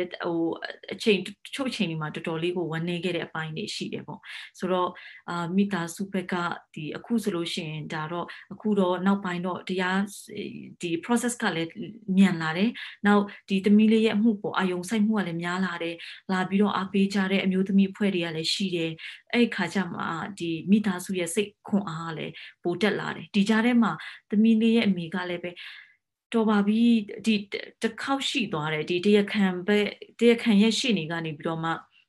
ဒီပြန်ခေါ်တဲ့အနေနဲ့သမီးလေးကိုပြန်ခေါ်မယ်ပေါ့သမီးလေးကိုပြန်ခေါ်တဲ့အချိန်မှာပြန်ခေါ်မယ်လို့ဆုံးဖြတ်ပြန်ခေါ်ရဲဆိုတဲ့ဒီကြေညာချက်ထွက်လိုက်တယ်ပေါ့နော်ပြောလိုက်တဲ့ချိန်မှာသမီးလေးရဲ့အမေကအရင်ကိုစိတ်တကြသွားတယ်ဘာလို့လဲဆိုတော့ဒီသမီးလေးကစိတ်ပိုင်းဆိုင်ရာအရာထိခိုက်မှုအရန်ရှိနေပြီးယုံဆိုတဲ့အကြောင်းလဲသူမပြောချင်ဘူးနောက်သူ့ရဲ့ဒီသူ့ကိုလက်တန့်ရှင်းရေးလုပ်ပေးရင်တောင်မှသူလုံးဝ private part တွေကိုလုံးဝအထိမခံတော့ဘူးဆိုတဲ့ဟာမျိုးတွေဖြစ်လာတဲ့ခါမှာဒီသမီးလေးရဲ့အမေကသူ့သမီးလေးကိုပြန်ပြီးတော့စိတ်သက်ပိုင်းဆိုင်ရာရပြန်ပြီးထိခိုက်ခံရမှာကိုလုံးဝမလိုလားတဲ့အတွက်ဆရာမရဲ့ကျမတို့သူတို့သမီးကိုခေါ်မှဖြစ်မယ်ဆိုတဲ့ဟာမျိုးရှိလာတော့ကျမတို့ဒီဟာမှာလက်လျှော့လိုက်ချင်ပြီလို့ပြောခဲ့တဲ့အချိန်တွေလည်းရှိတယ်ဆိုတော့အဲ့လိုအချိန်တွေမှာကျမတို့ကရှေ့နေနဲ့ကျမတို့နဲ့ပြန်တိုင်ပြီးတော့ပြန်အားပေးရတဲ့အပိုင်းတွေလည်းရှိတယ်ပေါ့ဒါကဒီတရားရုံးဘက်ကကင်တွယ်တဲ့အပိုင်းတွေမှာလည်းဒီအမှုတဲ့ရဲ့မိသားစုရဲ့တုံ့ပြန်မှုကအများကြီးပြန်ပြီးတော့တရားရုံးရဲ့ process မှာမူတည်တယ်ပေါ့အခုနောက်ပိုင်းမှာတော့မိသားစုကလည်းဒီတက်ကြွနဲ့ပြန်ပြီးတော့သမီးလေးအတွက်ပြန်ပါလာကြတယ်ပေါ့နော်ဟုတ်ကဲ့ဟုတ်ကဲ့ကျေးဇူးတင်ပါတယ်ဒါဆိုရင်ဒီခုနမေခွန်းပုံမှာပဲဆရာမနိုမီရဲ့သဘောအမြင်သဘောထားလေးသိချင်ပါတယ်ဟုတ်ကဲ့ကျေးဇူးပါဆိုတော့ကျမတို့လက်ရှိကူညီပေးနေတဲ့ညီမလေးကကြတော့သူကမိဘနဲ့နေတဲ့သူမဟုတ်တော့ဘူးပေါ့နော်အတော်တယောက်မိဘတွေမရှိတော့တဲ့ခါကျတော့အတော်နဲ့ပဲနေရတဲ့သူဖြစ်တယ်ဆိုတော့အတော်ကိုယ်တိုင်ကလည်းလက်ရှိမှာတခြားနေရာမှာပဲရှိနေတယ်ပေါ့နော် complaint မှာမရှိနေတဲ့ခါကျတော့သူ့ရဲ့မိသားစုဖက်ကမိသားစုရဲ့ပံ့ပိုးမှုကလည်းပဲတနည်းပြောရမယ်ဆိုရင်တော့အလောက်ကြီးမတောင့်တင်းဘူးပေါ့နော်မတောင့်တင်းဘူးနောက်တစ်ခုကတော့လက်ရှိမှာ ဒီဖြစ်စဉ်မှာကျိုးလွန်တဲ့သူကလည်းပဲရဲဖြစ်နေတဲ့ခါကြတော့ရဲဖြစ်နေတာလည်းတစ်ပိုင်းပေါ့နော်နောက်တစ်ခုကတော့သူ့ရဲ့အတိုင်းဝိုင်းကလည်းပဲရဲနဲ့ဖြစ်တဲ့အမှုဆိုတော့ဒါဟာဆိုရင်မိတ်ပြက်မယ်ပေါ့နော်မိတ်ပြက်မယ်ပြီးရင်နောက်မှာလည်းပဲစီးပွားရေးလုပ်ငန်းကိုင်ငန်းတွေကလည်းပဲအဆင်ပြေလာမှာမဟုတ်ဘူးဆိုတော့ဆိုရင်ကြောင်ကြမှုတွေရှိတယ်နောက်တစ်ခုကတော့ကျိုးလွန်တဲ့သူဖက်ကနေပြီးမှရောဗာလဲနစ်နာကြည့်ပေးမယ်ငွေနဲ့ပဲကြည်အေးရအောင်ဆိုတဲ့ဟာမျိုးပေါ့နော်တွတ်ပြီးမှကန်လှမ်းနာရှိတယ်တပိုင်းပေါ့နောက်တစ်ခုကပါရှိလဲဆိုတော့ကျမတို့လက်ရှိဖြစ်နေတဲ့ညီမလေးကကြတော့10ရန်အောင်ခါစားဖြစ်တယ်ဖြစ်တဲ့ခါကျတော့ သူ့ကိုအမျိုးမျိုးပတ်ဝန်းကျင်ကနေပြီးမှချိန်ချောက်တာတွေရှိတယ်နင်အခုတရားရင်ဆိုင်လိုက်မယ်ဆိုရင်တရားရုံးမှာတွားပြီးမှရင်ဆိုင်မယ်ဆိုရင်နှစ်အတွက်အနာဂတ်မှာအမဲစကြီးတွေဖြစ်မယ်ပတ်ဝန်းကျင်ကလည်းကဲရဲစရာဖြစ်မယ်ဒီလိုဖြစ်ပြီးသားမင်းကလေးပါညာပေါ့နော်အဲ့လိုမျိုးတွေပြောကြမယ်ဆိုတဲ့ဟာမျိုးနောက်တစ်ခုကတော့တက္ကသိုလ်တက်တဲ့ချိန်မှာနောက်မှာအလုပ်ကိုင်ရှာဖွေတဲ့အချိန်မှာဒီလိုမျိုးဖြစ်တဲ့မင်းကလေးဆိုပြီးမှနေ့ကိုပြောကြမယ်ဆိုတဲ့ဟာမျိုးပေါ့နော်ပတ်ဝန်းကျင်ကနေပြီးမှဖိအားပေးတဲ့ဟာတွေအများကြီးရှိတယ်အဲ့ဒီအပြင်ခုနကျွန်မပြောသလိုပဲသူကအတော်နဲ့ပဲနေတဲ့အချိန်မှာအတော်ကိုပဲတွားပြီးမှငွေချင်းနဲ့ပြေလေဖို့ပေါ့နော်တွားပြီးမှညှိနှိုင်းတဲ့ဟာတွေလည်းရှိနေတဲ့ခါကြတော့လက်ရှိမှာခုနပြောသလိုမျိုးပဲကျမတို့အနေနဲ့တော့ဒီကိစ္စကတရားရုံးရောက်နိုင်မလားပေါ့နော်လက်ရှိမှာခုနပြောသလိုကျူးလွန်သူကလည်းပဲရဲဖြစ်တယ်။တွားညှိတာကလည်းပဲခုနပြောရဲဘက်ကနေပြီးမှညှိတဲ့အပိုင်းတွေကလည်းအများကြီးရှိတဲ့အချိန်မှာကျမတို့အရက်ဖက်ဖွဲ့စည်းရေးအနေနဲ့ကတော့တရားရုံးတောင်ရောက်ပါမလားနောက်တစ်ခုကတော့တရားရုံးရောက်တဲ့ချိန်မှာကောလည်းပဲတရားမျှတမှုတွေရှိနိုင်ပါမလားဆိုတဲ့ဟာမျိုးကိုလည်းတစ်ဖက်မှာကျမတို့ဖက်မှာလည်းစိုးရိမ်ကြောင့်ကြမှုတွေရှိတယ်လို့မျိုးလက်ရှိမှာတော့စောင့်ကြည့်နေတာမျိုးပေါ့နော်ပြီးရင်ခုနကဆရာမသိန်းယူပြောသလိုပဲကျူးလွန်တဲ့သူကိုအပြစ်တင်တာမျိုးထက်ကျူးလွန်ခံရတဲ့သူကိုအပြစ်ပြောတဲ့ဟာတွေပို့ပြီးမှများနေတယ်မင်္ဂလေးတယောက်ဖြစ်ပြီးမှအဲ့ဒီအချိန်မှာယောက်ျားလေးတယောက်နဲ့တွားရကောင်းလားဆိုတဲ့ဟာမျိုးပေါ့နော်အဲ့လိုမျိုးတွေကျမတို့ပတ်ဝန်းကျင်မှာအများကြီးတွေ့ရတယ်နောက်တစ်ခုကတော့ခုနပြောသလိုမျိုးပဲလက်ရှိမှာတော့ဘာပဲပြောအရက်ဖက်ဖွဲ့စည်းတွေလူငယ်တွေတက္ကသိုလ်ကျောင်းသူကျောင်းသားတွေရဲ့ပူပေါင်းဆောင်ရွက်မှုဝန်ရမှုတွေကလည်းအားကောင်းပါတယ်သူ့ပေမဲ့လည်းပဲတချို့လူကြီးပိုင်းတွေနဲ့ပတ်ဝန်းကျင်ကတော့ကျမတို့ကူညီဝန်းရံပေးတဲ့သူတွေကိုပဲအပြစ်ပြောတဲ့ဟာမျိုးပေါ့နော်မင်္ဂလေးကမစင်မချင်းဒီလိုနေလို့ဒီလိုဖြစ်ရတယ်ဆိုတဲ့ဟာမျိုးပဲပိုးပြီးမှခံရသူကိုပဲဝိုင်းပြီးမှအပြစ်တင်ကြတဲ့အချိန်မှာကျမတို့ဖက်မှာလည်းစိတ်မကောင်းဘူးပေါ့နော်ဆိုတော့လက်ရှိမှာခြုံပြီးမှပြန်ပြောရမယ်ဆိုရင်တော့ကျမတို့ကူညီပေးနေတဲ့မင်္ဂလေးကကြတော့မိသားစုအတိုင်းဝိုင်းနဲ့ပေါ့နော်လုံးဝကိုမိသားစုအတိုင်းဝိုင်းကလည်းအားပေးပြီးမှတွန်းအားပေးနေတဲ့ဟာမျိုးထက်ဒီအမှုကိုကြည်အေးလိုက်ချင်တယ်ယုံနာကနာသွားရရင်လည်းမလွယ်ပါဘူးပေါ့နော်တကူတကကြီးသွားရမယ်လာရမယ်ခရိုင်ကိုတက်ရမယ်ပတ်စံကလည်းကုန်အောင်မယ်လူတွေကလည်းပြောအောင်မယ်ဆိုတဲ့ဟာမျိုးပဲမင်္ဂလေးကိုပို့ပန်ပိုးမဲ့အစားပေါ့နော်မင်္ဂလေးကိုလည်းပဲလက်ရှိမှာဖိအားပေးနေတဲ့ဟာမျိုးတွေရှိနေတယ်သူပြင်မဲ့လည်းပဲကျမတို့အဖွဲ့တွေကတော့အရက်ဖက်ဖွဲ့တွေကညီမလေးကိုအားပေးတယ်နောက်တစ်ခုကတော့ဒီအစိုးရဌာနဆိုင်ရာပိုင်းကနေပြီးမှလူမှုဝန်ထမ်းကလည်းပေါ့နော်ဒီကလေးကိစ္စတွေဆိုရင်တော့ index အားတိုက်ပေါ့နော်ကျမတို့ ਨੇ အတူတူပူပေါင်းဆောင်ရွက်တဲ့သူတို့ကလည်းပဲစိတ်ပိုင်းဆိုင်ရာဒီနှစ်သိမ့်မှုတွေပေါ့နော်ပြီးရင်အားပေးစကားတွေပြောပေးနေတာတွေရှိတယ်ဆိုတော့လောလောဆယ်ကျမတို့ရဲ့ဒီမင်္ဂလေးအတွက်ပေါ့နော်ဝင်းရံမှုအခြေအနေတွေကတော့အဲ့လိုမျိုးဒီလောက်ပဲပေါ့ဟုတ်ကဲ့ကျေးဇူးတင်ပါတယ်ဒါဆိုရင်အခုနဆီယမ2ယောက်ဆီယမတုံး2ယောက်ပြောသွားတယ်ဒီဘယ်လိုပြောမလဲထုံတိုင်းအရာဖြည့်ရှင်းတာမျိုးကပတ်သက်လာတယ်ပေါ့နော်ဒါဆိုရင်အဲ့ဒီကိစ္စတွေကိုဒီမတင်းချင်းမှုပဲမဟုတ်ဘဲနဲ့ဒီဘယ်လိုပြောမလဲလူတက်မှုတွေမှာလည်းဒီကျွန်တော်တို့ဒီဟာကို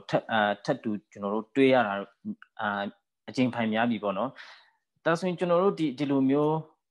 မတင်းချင်းမှုပါပဲဖြစ်ဖြစ်ဒီလူတက်မှုမှာပဲဖြစ်ဖြစ်ကျွန်တော်တို့ရဲ့ထုံတိုင်းတလေစင်လာအရာကျွန်တော်တို့တွားတင်သလားပေါ့နော်မဟုတ်ဘဲနဲ့တရားရေးရနေပဲတကယ်တွားတင်သလားဆိုတဲ့အပေါ်မှာဆရာမတို့2ယောက်ရဲ့သဘောထားမြင်နေကျွန်တော်သိချင်ပါတယ်ဟုတ်but ဆရာမနိုဘီပဲစပြီးတော့ဝင် ဆွေးနွေးပေးပါလား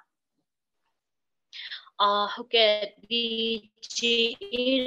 နဲ့ပတ်သက်ပြီးမှဘယ်လိုမြင်တယ်လဲဆိုတဲ့ဟာပေါ့နော်ဆိုတော့ကျမတို့မှာကလက်ရှိအများအားပြောနေရတဲ့ဟာပေါ့နော်တရားဥပဒေစိုးမိုးရေးဆိုတဲ့ဟာတန်နိုင်ငံလုံးကလည်းပြောတယ်ကျမတို့ပြည်နယ်အတွင်းမှာလည်းပြောတယ်မြို့နယ်မှာလည်းပြောတယ်ဆိုတော့ဒီတရားဥပဒေစိုးမိုးရေးဆိုတဲ့ဟာကိုလည်းတစ်ဖက်မှာပြောတယ်ဒါပေမဲ့တစ်ဖက်မှာခုနပြောသလိုမျိုးတရားဥပဒေလည်းပဲတကယ်ကြထမ်းဥပဒေကိုလည်းပဲခန်းစားတကယ်တမ်းလက်တွေ့ခန်းစားရရှိနိုင်ဖို့ရအတွက်အဟအတာဖြစ်နေတဲ့ဟာတွေကိုလည်းလက်ခံနေသေးတယ်တဲ့အပိုင်းမှာရှိတယ်ပေါ့เนาะတစ်ဖက်မှာလည်းပဲတယောက်ပြေစုမှုပြောတယ်တစ်ဖက်မှာလည်းမစိုးမှုဖို့ကိုကပဲအားပေးနေတဲ့ဟာမျိုးလိုမျိုးလဲဖြစ်နေတဲ့ဟာမျိုးတွေ့ရတာပေါ့ဆိုတော့ကျွန်မအနေနဲ့ကတော့ခုနပြောတဲ့လူတက်မှုလိုမျိုးပေါ့เนาะမတိမ်မှုလိုမျိုးကာမလိန်လည်းပဲတော်လကောင်းပေါ့เนาะဒီလိုမျိုးကိစ္စတွေမှာငွေကြီးနဲ့ပဲကြည်အေးတယ်ဥမာနောက်ပဲနှကောင်ဆိုတဲ့ဟာမျိုးဒလိထုံးနှန်းနဲ့ပဲဖြည့်ရှင်းနေတဲ့ဟာမျိုးကအရင်နှုန်းကတော့အဆင်ပြေခဲ့တယ်ဘာလို့လဲဆိုတော့အရင်နှုန်းကတရားရုံးဆိုတဲ့ဟာမျိုးလည်းမရှိခဲ့ဘူးကျမတို့ရဲ့ဒေတာမှာပေါ့ကွယ်ပြီးတော့ဥပဒေဆိုတာကလည်းပဲလူတွေကလည်းမသိတယ်လို့လက်လှမ်းမှီနိုင်ဖို့ကလည်းအမှန်တမ်းခက်ခဲတဲ့အနေအထားမှာရှိခဲ့တယ်ဒါပေမဲ့ဒီနေ့ခေတ်မှာတော့ကျမတို့ခုနပြောတဲ့ဒလိထုံနာရပဲကြည်အေးနေတယ်လူမှုရေးရပဲကြည်အေးနေတယ်ဆိုတဲ့ဟာမျိုးကဒီနေ့ခေတ်မှာကျမအမြင်ကတော့လက်သင့်ခံဖို့မကောင်းတော့ဘူးလို့မြင်ပါတယ်။ဘာဖြစ်လို့လဲဆိုတော့တရားဥပဒေစိုးမိုးမှုဆိုတဲ့ဟာမျိုးကလည်းပဲနိုင်ငံသားတိုင်းနဲ့ဆိုင်တဲ့ဟာမျိုးဖြစ်တယ်။နောက်တစ်ခုကပြဋ္ဌာန်းနိုင်ငံတော်မှာနိုင်ငံသားတိုင်းကလက်ရှိရရှိခံစားနိုင်ဖို့ရအတွက်ပြဋ္ဌာန်းထားတဲ့ဥပဒေပြဋ္ဌာန်းထားတဲ့အခွင့်အရေးတွေကိုနိုင်ငံသူနိုင်ငံသားတိုင်းကလက်ရှိရရှိခံစားနိုင်ဖို့ရအတွက်ဆိုရင်တရားဥပဒေလမ်းကြောင်းအတိုင်းပဲသွားသင့်တယ်လို့မြင်ပါတယ်ပေါ့နော်။ဒီကြားထဲမှာဖြည့်ရှင်းတဲ့ဟာမျိုးလူမှုရေးအရာညှိနှိုင်းတဲ့ဟာမျိုးတွေကတော့ကျမတို့မလုပ်သင့်တော့ဘူးလို့မြင်တယ်။ဒါတွေဟာဒီလိုမျိုးလူမှုရေးအရာဘာသာရေးအရာပေါ့နော်။ဘာပဲဖြစ်ဖြစ်ချစ်ခင်မဲ့ဆိုတဲ့ဟာမျိုးလုပ်နေခြင်းဟာဆိုရင်မတရားမှုတွေအကြမ်းဖက်မှုတွေကိုထပ်ပြီးမှဖိတ်ခေါ်နေတယ်လို့မျိုးဖြစ်တယ်ပေါ့နော်အဲ့တော့ကျမတို့အနေနဲ့ဒီအကြမ်းဖက်မှုတွေဟာမရှိတော့ဘူးအတွက်ဆိုရင်ခုနပြောသလိုမျိုးပေါ့ကြားထဲမှာ GAP တဲ့ဟာမျိုးအောင်တမနဲ့ပဲညှိနှိုင်းတဲ့ဟာမျိုးတွေအစားတရားဥပဒေတရားခွင်ကိုရောက်အောင်ထိရောက်ပေါ့နော်အရေးယူဆောင်ရွက်ပြီးမှတရားမျှတမှုကိုရရှိနိုင်ဖို့ရအတွက်ပဲအားလုံးစူးစမ်းသင့်တယ်လို့မြင်ပါတယ်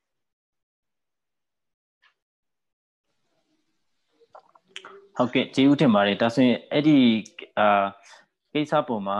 ဆီယမတင်ယူမှုကနေဆီယမရဲ့အမြင်သဘောထားလေးဖြည့်ဆွတ်ပြီးတော့ဆွေးနွေးပေးဖို့ဟုတ်နော်ဟုတ်ကဲ့ပါဆိုတော့ကျမတို့ကဒီဒလိထုံတန်းဒီကျမတို့ရဲ့ယဉ်ကျေးမှုကိုချစ်ခင်မြတ်နိုးပါတယ်ဆိုပြီးတော့မှကျမတို့လောက်ကြတယ်မှန်ပေမဲ့ဒီတရားမျှတမှုနဲ့ပတ်သက်လာတဲ့အကြောင်းအရာမှာကျမတို့ပြန်ကြည့်မယ်ဆိုရင်ကျမတို့ပြန်ပြီးတော့အမှတ်ရမယ့်တစ်ချက်ကဘာလဲဆိုလို့ရှိရင်ဒီဒလိထုံတန်းတွေဆိုတဲ့ဟာကဟိုလွန်ခဲ့တဲ့နှစ်တရာကကျင့်သုံးခဲ့လို့အခုချိန်မှာအဲ့ဒီအတိုင်းကျင့်သုံးရမယ်ဆိုတာမျိုးတွေမဟုတ်တော့ဘူးဒီဒလိထုံတန်းဆိုတဲ့အရာတွေဒီခေတ်နဲ့အညီပြောင်းလဲပေးရတဲ့အရာတွေဖြစ်တယ်ဆိုတော့အထူးသဖြင့်ဒီတရားမျှတမှုကိုရရှိဖို့အတွက်ကျွန်တော်တို့ကြိုးပမ်းတဲ့နေရာမှာဒီဆုံးဖြတ်ချက်ကဘယ်သူချတာလဲဆိုတဲ့ဟာကိုကျမတို့ပြန်ပြီးတော့ကြည့်ဖို့လိုအပ်ပါတယ်ဆိုတော့အခုနောက်လိုမျိုးကြေအေးချတဲ့ကိစ္စမှာများသောအားဖြင့်တကယ်ခံလိုက်ရတဲ့ကာယကံရှင်ကိုယ်တိုင်ကဆုံးဖြတ်ရတဲ့ဟာလည်းမဟုတ်ပါဘူးသူရဲ့အဖေတွေဆုံးဖြတ်တာရှိမယ်သူရဲ့အကိုတွေဆုံးဖြတ်တာရှိမယ်ဦးလေးတွေအဖိုးတွေအဖွားတွေစသဖြင့်ဆုံးဖြတ်ကြတာဖြစ်တယ်ပြီးတော့ကျမတို့ရဲ့ချင်းထုံးစံမှာအားလုံးသိတဲ့အတိုင်းပဲဆုံးဖြတ်ချက်အများစုကိုချတာမျိုးသားတွေဖြစ်တယ်ဆိုတော့အမျိုးသမီးတယောက်ရဲ့နစ်နာမှုသမီးတယောက်ရဲ့နစ်နာမှုညီမတယောက်ရဲ့နစ်နာမှုကိုဒီအကိုတွေအဖေတွေဦးလေးတွေအမျိုးသားစုကပဲပြန်ပြီးတော့တစ်ဖက်ကကြေအေးဖို့တောင်းဆိုရင်လည်းအမျိုးသားတွေကြီးပဲဒီဘက်ကလက်ခံတွေ့ဆုံတာကလည်းအမျိုးသားတွေကြီးပဲအမျိုးသားချင်းစကားပြောပြီးတော့အဆင်ပြေအောင်ဆိုပြီးညှိနှိုင်းကြတဲ့ခါမှာများသောအားဖြင့်ကျမတို့တော့ပြန်မြင်ရတာတကယ်တမ်းစိတ်ပိုင်းဆိုင်ရာအရာရောရုပ်ပိုင်းဆိုင်ရာအရာရောထိခိုက်နေနာသွားတဲ့ရေရှည်ထိခိုက်နေနာမှုရှိသွားတဲ့သူကအမျိုးသမီးတွေပဲပြန်ဖြစ်တယ်ဆိုတော့ဒီကျမတို့ရဲ့ဒီဆုံးဖြတ်ချက်ချမှတ်တဲ့နေရာမှာအကယ်၍တာသူဒီတ ခံလိုက်ရတဲ့သူဒီ session နှစ်ကျော်ပြီးသားလုံးဝသူ့ရဲ့ဆုံးဖြတ်ချက်အခိုင်အမာချနိုင်တဲ့အသက်အရွယ်ရှိလာတယ်သူ့ကိုပဲလုံးဝဆုံးဖြတ်ခိုင်းတဲ့အနေအထားမျိုးဘာချင်းချောက်မှုနဲ့ဘာဖိအားပေးမှုမှမရှိပဲဆုံးဖြတ်သူကိုယ်တိုင်ဆုံးဖြတ်လိုက်တဲ့အရာမျိုးဆိုတော့ကျမတို့ဒါဒီဒလေးထုံးတန်းဆင်လာအရာပဲတော့ဒါကိုကျမတို့လက်သိမ့်ခံလို့ရကောင်းရမယ့်အနေအထားရှိမယ်ဒါပေမဲ့ဆရာမနော်မီပြောသလိုပဲဒီဟာဒီလည်းပဲတစ်ဖက်မှာဒီကာယကံရှင်တွက်ကအဆင်ပြေတယ်ဆိုပေမဲ့နောက်နောင်ဒီအလားတူကိစ္စမျိုးကိုကျူးလွန်နိုင်အောင်အားပေးရရောက်နေတယ်ပေါ့နော်ဆိုအဲ့ဒီဟာကတော့ရှိသေးတယ်ဆိုတော့ဒါပေမဲ့အခုလိုမျိုးအထူးသဖြင့်တက်ငယ်အသက်မပြည့်သေးတဲ့တိတ်ငင်မတိမ်မှုတွေနဲ့အခုကျမတို့စီမှာဖြစ်များနေတဲ့အလိုမတူခုနဒီအတင်းအဓမ္မပြုချစ်မှုတွေမှာကတော့delay ထုံတန်းတိုင်းကျမတို့ဆက်သွားလို့အဆင်မပြေဘူး delay ထုံတန်းတိုင်းတာဆက်သွားမယ်ဆိုလို့ရှင်ခုနမတရားမှုတွေကိုကျမတို့ဆက်ပြီးတော့မြင့်တင်ရကြတယ်ပြီးတော့ကျမတို့ရဲ့ delay ထုံတန်းကိုလည်းပြန်ပြီးတော့သုံးသပ်ရမယ်ဒါသည်မကောင်းမှုအရာတွေကိုဆက်လက်ကျူးလွန်နေဖို့အားပေးရရောက်သလားဆိုတော့ delay ထုံတန်းတွေဆိုတဲ့ဟာကအချိန်နဲ့မျှပြန်ပြီးတော့သုံးသပ်ပြီးမှပြင်ဆင်ပြီးမှကျင့်သုံးရမယ့်အရာတွေဖြစ်တယ်ဆိုတာကိုလည်းပဲကျမတို့အမှတ်ရနေဖို့အရေးကြီးပါတယ်ကောင်းမွန်တဲ့အရာတွေကိုမြင့်တင်ပေးတဲ့ delay ထုံတန်းတွေဖြစ်ဖို့လည်းကျမတို့အားလုံးမှာတာဝန်ရှိပါတယ်ဟုတ်ကဲ့ပါကျေးဇူးတင်ပါတယ်ဒါဆိုရင်ကျွန်တော်တို့ဒီ delay ထုံတန်းနဲ့ပတ်သက်ပြီးတော့ကျွန်တော်တို့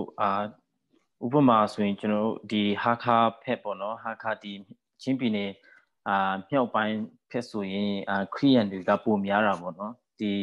တချို့ဒီများသောအားဖြင့်ချင်းပြည်နယ်မှာဆိုရင်96%ကဒီခရစ်ယာန်တွေဖြစ်ကြတယ်အဲ့မှာကျွန်တော်တို့ဒီလိုမျိုးဒီအတင်းဓမ္မကျင့်မှုတို့ဒီအလိုမတူဘဲနဲ့လင်ဆက်ဆံမှုတို့ဒီဘယ်လိုပြောမလဲmurder case ပေါ့နော်လူသတ်မှုကိစ္စတွေမှာဆိုရင်ဒီ pastor တွေရဲ့ role ပေါ့နော်ဘာသာရေးခေါင်းဆောင်တွေရဲ့ role ကအရန်influence ဖြစ်တယ်အခါကျရင် JA ဓာတ်တွေကသူတို့အဲ့မှာပါဝင်တာတွေဟာကျွန်တော်တို့တွေ့ရတယ်အခါဆိုရင်ကျွန်တော်တို့ရဲ့ဒီအမှန်တရားကိုဘယ်လိုပြောမလဲအားပေးထောက်ပံ့နေတဲ့သူတွေကဒီလိုမျိုးမှာအတန်တိတ်ပြီးတော့ပါဝင်နေတဲ့အပေါ်မှာအတန်တိတ်ဖေးဖို့ပေါ့နော်အမှန်တရားမပေါ်အောင်တနည်းဒလိုင်းကနေပါဝင်နေဒလားဆိုပြီးတော့မေးခွန်းထုတ်တာတွေရှိကြတယ်အဲ့ဒီပုံမှာဆရာမတို့နှစ်ယောက်ရဲ့အမြင်သဘောထားလေးကျွန်တော်သိချင်ပါတယ်ဟုတ်ဆရာမယူမွန်ကနေဖြေချပေးနိုင်မလားဟုတ်ကဲ့ပါဆိုတော့ဒါဘသူပဲဖြစ်ဖြစ်ပေါ့ဘသူပဲဖြစ်ဖြစ်ခုနကျမတို့ပြောခဲ့ဆွေးနွေးခဲ့တယ်လို့ပဲဒီမကောင်းတဲ့ဘက်ကနေရက်တည်ပြီးတော့မှသူ့ရဲ့အရှိန်အဝါကိုပဲသုံးသူ့ရဲ့power သူ့ရဲ့ဩဇာတိတ်ကမကိုပဲသုံးဒီတစ်ဖက်ကနေပြီးတော့မှအလျှော့ပေးပြီးတော့မှတီးခံလာဖို့ဆိုတဲ့ဟာကိုလောက်တာဒီကျမကတော့power ကို abuse လုပ်တယ်လို့ပဲကျမကတော့နာမည်တက်ချင်ပါတယ်ဆိုတော့ဒီကျမတို့ဒီဘယ်ဘာသာတရားရဲ့အဆုံးအမမှာမဆိုကောင်းမှုမတရားမမျှတပဲနဲ့ဒီအတင်းအဓမ္မလုတ်တဲ့အရာကိုအားပေးအမြောက်ပြုတဲ့ဘာသာတရားအဆုံးအမတွေဆိုတာမရှိပါဘူးဒါကြောင့်မို့လို့လေတပြိုင်နက်တည်းမှာပဲဒီ religious institution တွေကအားကောင်းနေတယ်ဒီ institution တွေမှာ power ရှိနေတယ်ဆိုတော့ဒါကျမတို့ဒီချင်း community မှာတော့ pastor ပေါ့ဒါမဲ့အခုနကျမတို့မြင်တဲ့အတိုင်းဆိုလို့ရှိရင်ဒီငဖဲဘက်မှာကြတော့အခုမတိမ်မှုကိုပြုကျင့်တဲ့သူကိုယ်တိုင်ကဖုန်ကြီးဖြစ်နေတယ်ပေါ့ဆိုတော့သူတို့စီမှာလည်းပဲဘယ်လိုဖြစ်သွားလဲဆိုတော့ဒီဂောဘကလူကြီးတွေကအစဒီသမီးငယ်လေးကိုသွားပြီးတော့နှုတ်ပိတ်တဲ့ဟာမျိုးတွေလုပ်တယ်ဆိုတော့ကျမကဒီ institution တွေနဲ့လူတွေရဲ့ယုံကြည်မှုလူတွေကပေးအပ်ထားတဲ့power ကိုအလွဲသုံးစားပြုမှုလို့ပဲကျမကတော့မြင်ပါတယ်ပြီးတော့အထူးသဖြင့်ဒီဖျားရဲ့တရားအဆုံးအမတွေကိုမြင့်တင်တဲ့သူတွေအနေနဲ့တော့ခံရတဲ့မိသားစုဘက်ကနေပဲပို့ပြီးတော့ယက်တီပေးဒါကပို့ပြီးတော့တင့်မျှတာတဲ့နီလန်ဖြစ်တယ်လို့ကျမမြင်ပါတယ်ကျူးလွန်သူဘက်ကမဟုတ်ပဲနဲ့ခံရတဲ့မိသားစုဘက်ကနေပြီးတော့မှယက်တီပေးတာကဘာသာတရားဒီရဲ့အဆုံးအမဖြစ်တယ်လို့လည်းကျမခံယူပါတယ်ဟုတ်ကဲ့ဟုတ်ကဲ့ကျေးဇူးတင်ပါတယ်ဆရာမနိုမီဆွေးနွေးပေးလို့ရမလား ခုနဆရာမတင်းယူပြောတဲ့ဟာတွေကိုကျွန်မလည်းလုံးဝသဘောတူပါတယ်အများကြီးပြောစရာတော့မရှိတော့ပါဘူးတခုလေးပဲပြောချင်တယ်ဆိုတော့ဒီကျွန်မတို့ရဲ့ pastor တွေအနေနဲ့တော်လကောင်းပေါ့နော်ဒီဩဇာတိတ်ကမရှိတဲ့သူတွေအနေနဲ့ကိစ္စတစ်ခုခုမှာဖြန့်ဖြေဖို့ညှိနှိုင်းပေးဖို့ကြိုးစားဆောင်ရွက်တဲ့ချိန်တိုင်းမှာလက်တလောပြဿနာပြေငင်းရေးနဲ့အစဉ်ပြေရေးကိုထဲဥမတီပဲနဲ့ဒီကိစ္စဖြန့်ဖြေလိုက်တဲ့အတွက်ကြောင့်ညှိနှိုင်းလိုက်တဲ့အတွက်ကြောင့်အနာဂတ်မှာဘလို့ပို့ပြီးမှဖြစ်လာနိုင်မလဲဆိုတော့အနာဂတ်အပိုင်းကိုပို့အနာဂတ်အရေးအတွက်ကိုပို့ပြီးမှစဉ်းစားရှုမျှော်ပြီးမှပေါ့နော်လက်ရှိပြစ္ဆုတ်ပံမှာဖြစ်ပျက်နေတဲ့အရာတွေကိုသူတို့ညှိနှိုင်းပေးရင်ဖြေရှင်းပေးရင်တော့ပို့ပြီးမှအဆင်ပြေမယ်လို့ပြောချင်ပါတယ်ဟုတ်ကဲ့ကျေးဇူးတင်ပါတယ်ဒါဆိုရင်ဒီကျွန်တော်တို့နောက်ဆုံးပိုင်းကိုသွားချင်ပါတယ်ဒါဆိုရင်ကျွန်တော်တို့ဒီလိုမျိုးအခုလိုမျိုးကြုံနေရတဲ့ပြဿနာအခက်အခဲတွေမှာအများသောဖြင့်ဒီကျွန်တော်တို့ specify လုပ်မယ်ဆိုရင်ဒီအလိုမတူအတ္တမမတင်ချင်းမှုပေါ့နော်အဲ့ဒီအပေါ်မှာဒီချင်းပြည်နယ်မှာရှိနေတဲ့ CSO ဒီ NGO ပေါ့နော်အမျိုးသမီးအဖွဲ့တွေကနေဘေးခိုင်ခိုင်တာနေပါဝင်တင်တယ်ဘယ်လိုမျိုးအနေနဲ့သူတို့ဒီဟာတွေဆက်ဒီနောက်မှာမဖြစ်ပေါ်အောင်ပေါ့နော်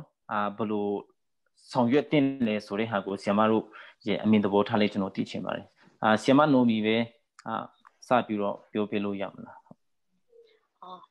ဟုတ်ကဲ့ကျေးဇူးတင်ပါတယ်ဒီလိုမျိုးအမျိုးသမီးတွေအပေါ်မှာအကြမ်းဖက်တဲ့ကိစ္စကလေးသူငယ်တွေအပေါ်မှာအကြမ်းဖက်တဲ့ကိစ္စနဲ့ပတ်သက်ပြီးမှCSO တွေရဲ့ပူးပေါင်းပါဝင်မှုအခန်းကဏ္ဍကအင်မတန်မှအရေးကြီးတာတွေ့ရပါတယ်ပူးပေါင်းပါဝင်မှုလည်းလုံးဝကိုလိုအပ်တယ်ပေါ့နော်ဥပမာတစ်ခုပြောရမယ်ဆိုရင်2013-14ဝန်းကျင်လုံးကဖြစ်ခဲ့တဲ့ ရေဇွာကအမျိုးသမီး case တစ်ခုပေါ့နော်လက်ရှိခဲ့ပါတယ်ဆိုတော့အဲ့ဒီ case မှာဆိုရင်တပြည်နယ်လုံးမှာရှိတဲ့အမျိုးသမီးတွေတနိုင်ငံလုံးမှာရှိတဲ့ချင်းအမျိုးသမီးတွေရဲ့ပူးပေါင်းပါဝင်မှုကလည်းပဲမြင့်ခဲ့တာတွေ့ရတယ်အဲ့ဒီအပြင်ဒေတာမတူပီမှာရှိတဲ့အမျိုးသမီးတွေကိုယ်တိုင်ကလုံးဝကိုဒီ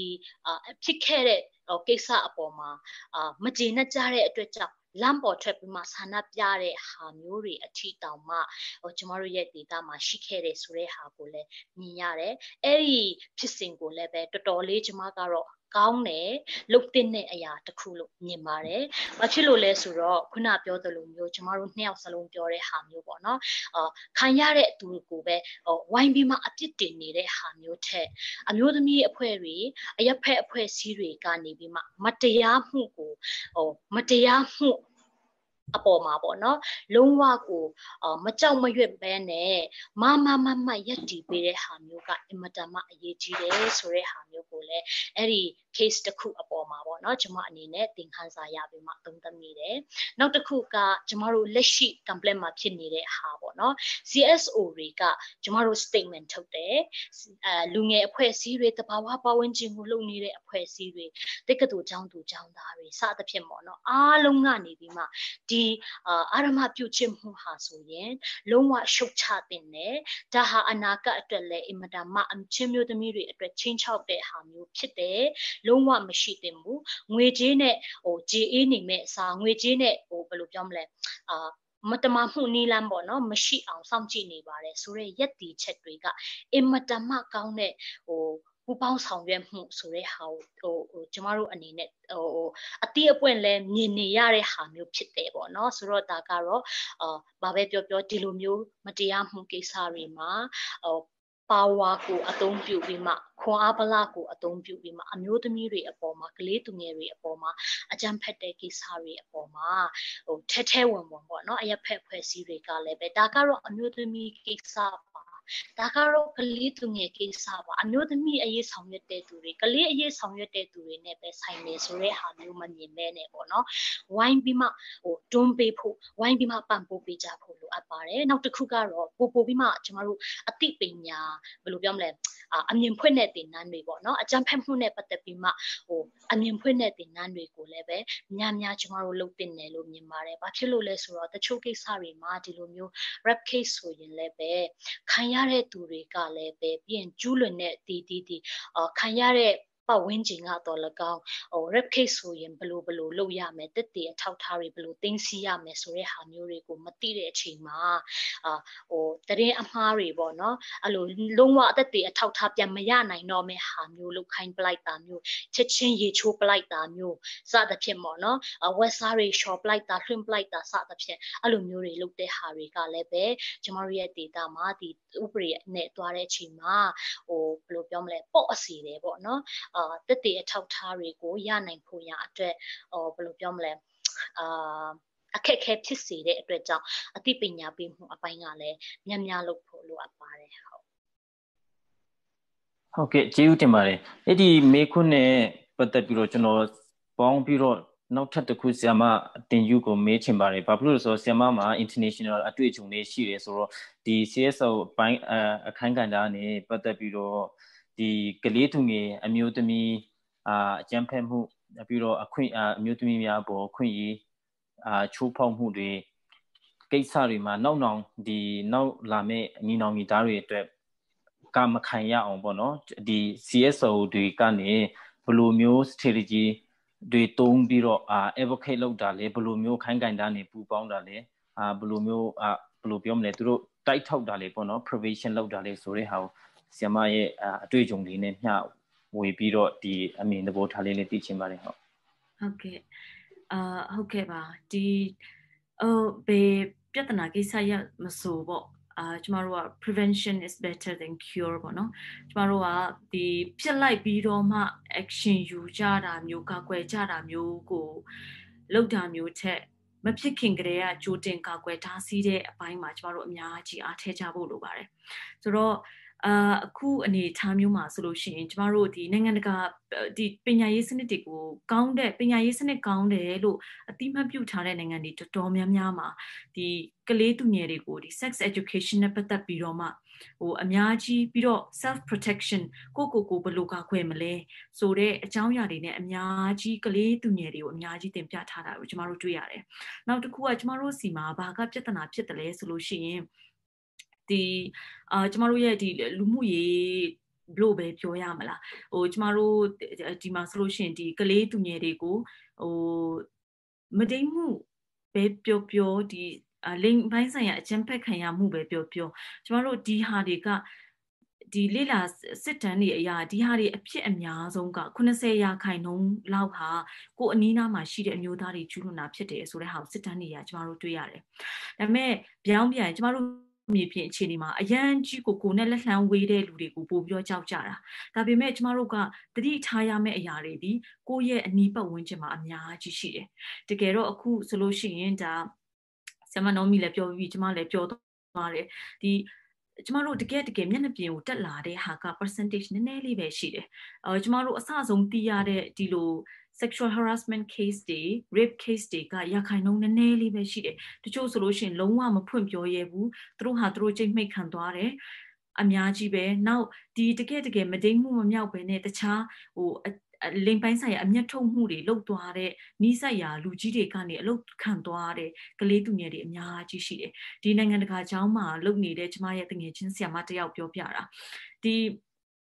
ကလေးတွေကိုဒီအကြောင်းအရာနဲ့ပတ်သက်ပြီးဆွေးနွေးပေးတယ်ပေါ့ဆွေးနွေးရင်းနဲ့ထွက်လာတာနိုင်ငံတကာကျောင်းဆိုတော့အားလုံးပဲဒါမြင်ပြီးသားဖြစ်မယ်တကယ်ကိုပတ်စံတွေအများကြီးပေးပြီးမှတက်ရတဲ့အကြောင်းဆိုတော့ဒါမိဘတွေကလည်းပညာတတ်တွေဂုဏ်ပြေရှိအတိုင်းဝိုင်းတွေဖြစ်တယ်သူတို့လိုအတိုင်းဝိုင်းတွေကြားမှာတောင်မှကလေးသူငယ်တွေကတနည်းနည်းဖြင့်ဒီလိမ်ပိုင်းဆိုင်ရာအမျက်ထုတ်ခံရတာတွေအများကြီးကြုံနေရတယ်အဲ့တော့ဘယ်လောက်ထိတောင်ဖြစ်သွားလဲဆိုရင်အစကသူတို့က classroom ထဲမှာဒီတိုင်းဖလှယ်ပြီးတော့ဆွေးနွေးတာပေါ့ဒါမျိုးတွေလာထိလို့မရဘူးဒါမျိုးလာထိရင်ဆရာမကိုတိုင်ရမယ်အဖေကိုပြောရမယ်အမေကိုပြောရမယ်အဲ့ဒီဟာကအရန်ကိုအများကြားလို့မကောင်းတဲ့ခေါင်းစဉ်တွေအထိရောက်လာတဲ့အတွက်ကြောင့်အဲ့ဒီလိုဆွေးနွေးမှုတွေကိုပါသူတို့ရက်လိုက်ရတဲ့အတိုင်းတာထိရှိတယ်ဆိုတော့ကျမပြောချင်တာကဒီလိုတကယ်ပညာတတ်အတိုင်းဝိုင်းဒါကျမတို့ချင်းတွေထဲမှာလည်းဒါအတူတူပဲကျမတို့ပြောချင်တာရာခိုင်နှုန်းနည်းနည်းလေးပဲကျမတို့မျက်နှာပြင်ကိုရောက်လာတာဖြစ်တယ်ဒါကြောင့်မလို့ကျမတို့ဒီလိုအကြောင်းအရာတွေရှိနေတဲ့ဟာတွေကိုတကယ်ကိုမြေပြင်ကိုတက်လာဖို့နောက်ကလေးသူငယ်တွေအနေနဲ့လည်းကိုကာကွယ်တတ်ဖို့ဘယ်လိုဘိုင်းတွေကဘယ်သူမှမထိရဘူးလဲဘယ်လိုဖြစ်လာပြီးဆိုတော့ဘယ်လို me pure me moya me satapin. Not that the the victim blaming go tomorrow amyaji short chabo to awareness stage tomorrow amyaji lo polo apare. Piro Dilo a moody pianare kamalebe, alo wine bido arteja bidoma, the get pit dandy solution letter, a mean only chama bidoma, to get tea out the ye you moody shila bo traco, the ubre ye ya. Ubre Tiasi ye ma tea town shide dure. Now Ubre pu ye ma pa win needed koya goes a lady ba di locate some yuma pa win bidoma a ye so pila nine boat dread. Eddie a sent to Jamalo Dama Chite, Loloze ma the the media champ Muganica where Ubre Mandgate is on the Ubre people to choose any process delay she Dilo process de malady and the media mia so the to the mute me queen low shani jare a queriga miaji bawin bidoma low sound jabulo a day not so any narrow Dilo case go trade a solution bear to the Utayama silent low bidomane bane the saya a kuni pain and the a poet CD that's why Kuni Pin and Tana Sayari you Chechen, Jamja Bidoma, Satwe Bibio Kuni Bilu Shino, now Jamaru Nai, short chabio, title 9. Okay, ba. Along the Samane Samatin Chiutimbare. That's in general no song question the Bong Bureau Samarun here go Machimbare. The Lumio the Galetung a queen cho powder, BPP. Amute the amute me a queen cho powder BPP blue biomele the Lumio alumadu adama atindama pyum hude Kaisa de nepata de upade pono general titin ti tide ha go general Yawe Pina alum to a chu piomelo general my you by that's Eddie how P general me like the me queen de mia miaji she gone she name Eddie Poma Samaro ye Digesa Jarojono Piotin Mare sorry how Pio Viro di general ye Suni to already social justice for Chin women go dimave song tamapi pare. That's when Sama human cannabis wa sell let pio po no down so chimbare. Okay, ba. So tomorrow Ude de go New Yam solution the aku now so to the pin thing